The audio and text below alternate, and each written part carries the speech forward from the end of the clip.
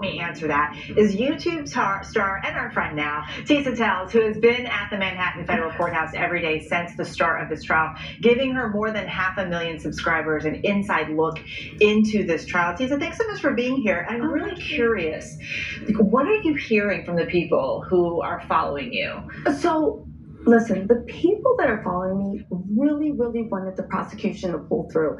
And there's been a lot on the media because no one's in the courtroom exactly. So you really are going off of everybody's opinion. But one thing, whether there were the people watching the live tweets from what was going on in the courtroom, listening to my perspective or anybody else's perspective, everybody is super happy and super impressed with the prosecution's closing arguments.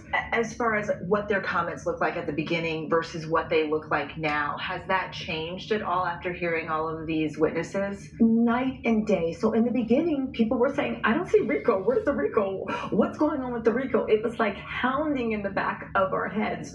Nobody saw the Rico. However, of course, a lot of people, including myself, saw it early, but the vast majority of people did not see Rico. And even with the testimony, people were still like, I don't know, it seems suspicious. However, with these closing arguments, there is not one person, whether they support Diddy or not, saying they don't see a potential Rico case. So you were in the courtroom. Yeah. Diddy's family was in the courtroom, so were his friends and his supporters.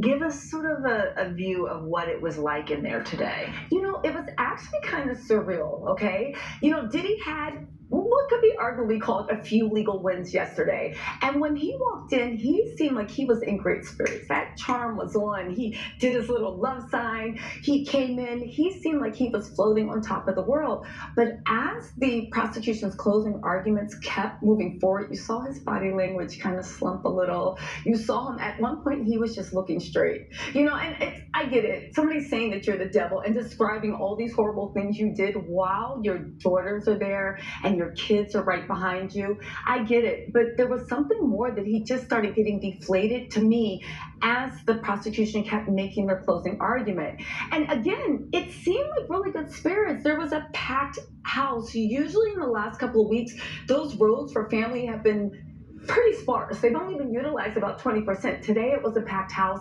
But again, the high spirits they came in with kept getting lower and lower as the prosecution kept moving forward.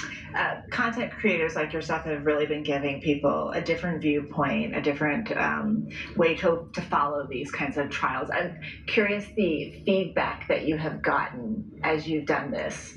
You know what? I've gotten a lot of really good feedback, but I think it's because the Southern District of New York, they don't let cameras in. So you really do need someone with their eyes and ears, and you guys do a great job of that. But you know, you guys have set times that you can come on. So we've kind of filled a niche where it's like, yeah, I'll see you on break. I'll see you on lunch, and it's up to the minute. But they really like having us there as a fly on the wall, as a real person who doesn't really understand the legal side, but you're doing your best to figure it out, and you're literally just going off of the body language, what you see, what people are thinking and feeling. It's been an incredible outpouring of support, but you know what? I am trying to be the coverage that I wish I could see too. Like, let me know exactly what's going on. I think of the content creators, you might be the reason why the Southern District of New York changes their policies about having video. We would all like to have some cameras in the courtroom.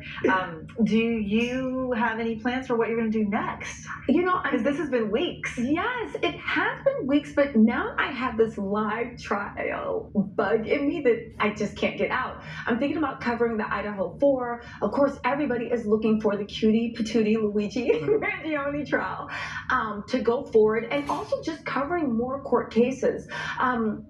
But one thing is true, I think the fallout from the Diddy verdict, no matter what it is, I think it's going to be something that really has shockwaves for the next couple of weeks. You know, both sides, of course, feel super strongly, but the shockwaves of what it means for the rap industry, what it means for the record industry, and just what it means for society, and people commenting about whether he got a raw deal or not, I think it's going to be weeks.